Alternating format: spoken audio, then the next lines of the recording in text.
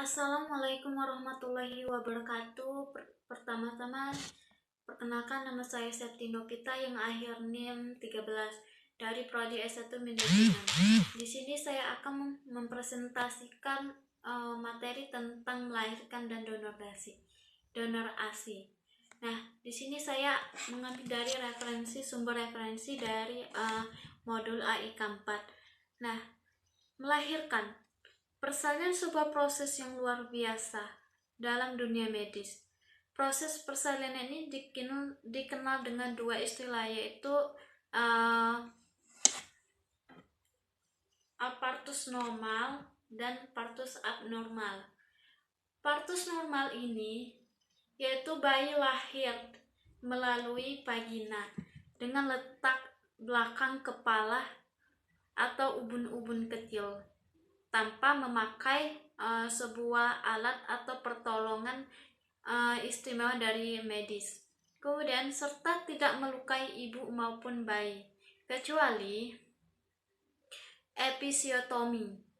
Kemudian persalinan ini berlangsung pada waktu kurang dari 24 jam. Sementara untuk bagi partus abnormal adalah bayi lahir melalui vagina dengan bantuan tindakan atau alat seperti versi atau ekstrasi, atau dengan cara lain, dengan cara vakum atau dekapitasi, embriotomi dan sebagainya, atau lahir per abdominan dengan sektio kesaria. Yang jelas, proses persalinan ini merupakan sebuah proses alamiah yang luar biasa, sekaligus menunjukkan dengan maha keagungan atau maha kebesaran Allah Subhanahu wa Ta'ala. Memang secara alamiah atau alami, dokter atau bidan, tetapi mereka hanyalah bisa membantu kita proses persalinan, sebagaimana kita hanya berserah kepada Allah Subhanahu wa Ta'ala. Mengapa? Karena dari penciptaannya, dari kita lahir, dari kandungan sampai kita lahir itu yang menciptakan itu Tuhan Yang Maha Esa, Allah Subhanahu wa Ta'ala. Dari sebuah rahim kita, ya kan. Kemudian meskipun manusia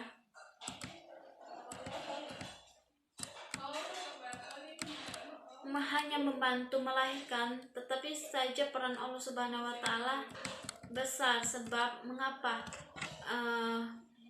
Siapa yang membaliki posisi sang bayi yang awalnya kaki di bawah dan kepala di atas, yaitu Allah Subhanahu wa Ta'ala. Tetapi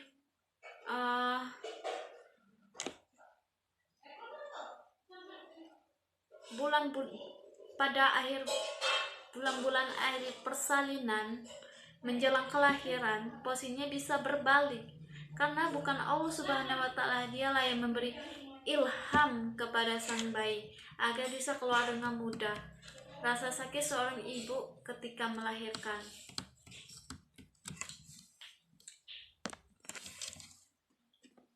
Kemudian menurut Ibnu Katsir, Allah memerintahkan kepada hamba-hambanya agar kita berbakti dan bertobat kepada kedua ibu bapak kita, orang tua kita.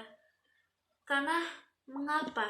Ibulah yang melahirkan kita, mengandung kita, dan membesarkan kita dalam keadaan lemah, ditambah juga dengan kelemahan si janin. Kemudian setelah lahir, memeliharanya dengan menyusunya selama 2 tahun, maka hendaklah engkau bersyukur.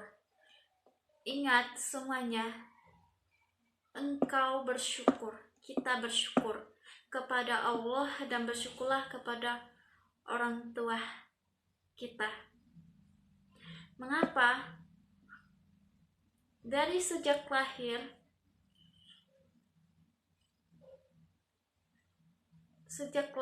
sejak di kandungan, sejak dibesarkan, orang tua kita yang membesar kita dari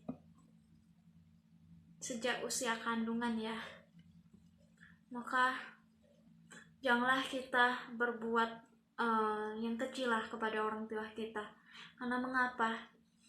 Surga itu di telapak kaki ibu ya teman-teman. Dan kemudian dan juga bagi untuk ayah kita, dia rela berkorban mati-matian untuk menafkahi kita. Maka di sini aku sebagai presentasi ya, janganlah kita sekali-sekali membantah orang tua kita dengan cara apapun, karena neraka itu perih banget ya Allah, perih banget. Kemudian di sini saya akan membahas tentang donor ASI. Dari fenomena donor ASI mengundang pertanyaan di kalangan masyarakat. Permasalahan yang diperdebatkan terkait dengan hubungan mahram karena raudullah atau pemberian ASI oleh perempuan lain. Nah, yang menyebabkan tidak boleh menikah dengan ibu menyusui dan saudara sepersusuan terkait dengan hubungan mahram karena raudullah memang belum ada kesepakatan. Mengapa? Fatwa maupun keputusan tarjih juga belum ada. Di kalangan ulama, tarjih sudah ada wacana pemikiran tentang hal tersebut. Namun, belum ada kata sepakat sehingga belum ada keputusan dari sebuah kalangan ulama fikih. Ngomong-ngomong bicara donor ASI ini, pengertiannya itu merupakan suatu kebutuhan mereka sepakat terhadap hubungan mahram karena raudullah, sehingga perlu diketahui identitas pendonor baik dari sisi kesehatan dan akhlak yang akan mempengaruhi kesehatan dan mendasari sebuah akhlak atau kepribadian anak. Kemudian ada kalam membahas tentang pernikahan menurut Umar Ibnu Mas'ud, Ibnu Abbas, yang kemudian dijadikan pegangan oleh Imam Syafi'i, Imam Ahmad, dan dua orang pengikut mazhab Hanafi dan Abu Yusuf dan Muhammad, bahwa susuan itu tidak menjadikan muhrim kecuali jika dilakukan selama 2 tahun yang sempurna. Landasannya surat dari Al-Baqarah ayat 233 dan hadis riwayat Imam Darni dari Ibnu Abbas, tidak ada persaudaraan raudullah kecuali apa yang dilakukan selama 2 tahun. Kemudian di sini aku ambil dari referensi jurnal IAIN Ponorogo id.com tentang melahirkan dan donor ASI menurut persepsi hukum dan pandangan Islam.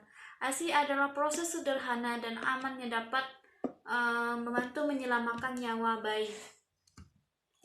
Pemberian donor ASI perlu didampingi seorang konselor menyusui supaya bisa sama-sama mencari jalan keluar terhadap tantangan menyusui, dengan harapan nantinya kalau semisalnya ibu tidak membutuhkan lagi donor ASI,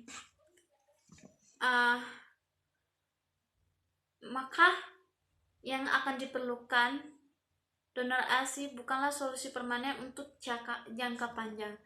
Kami mengutamakan kondisi yang bersifat darurat, misalnya bayi sakit, dirawat di UGD, ASI ibunya drop karena stres. Nah, mengapa ibu meninggal?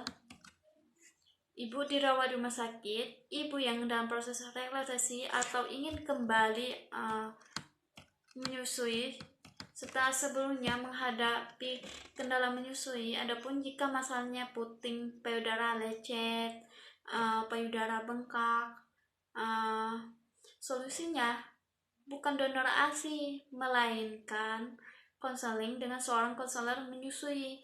Kalau dalam masa memerlukan donor ASI, ya tidak apa-apa. Namun sebaiknya kita diskusikan bersama konselor, bukan donor ASI. Baiklah, di sini saya berkesimpulan gini. Sebagaimana keterangan di atas dapat disimpulkan bahwa wacana donor ASI masih menjadi kontroversi di kalangan para ulama, baik dari pihak yang mengharamkan donor ASI. Kemudian ASI ini, dalam hal ini jumhur fuqaha termasuk 3 imam mazhab, Imam Abu Hanifah, Imam Malik, Imam Syafi'i, dan Imam Ahmad.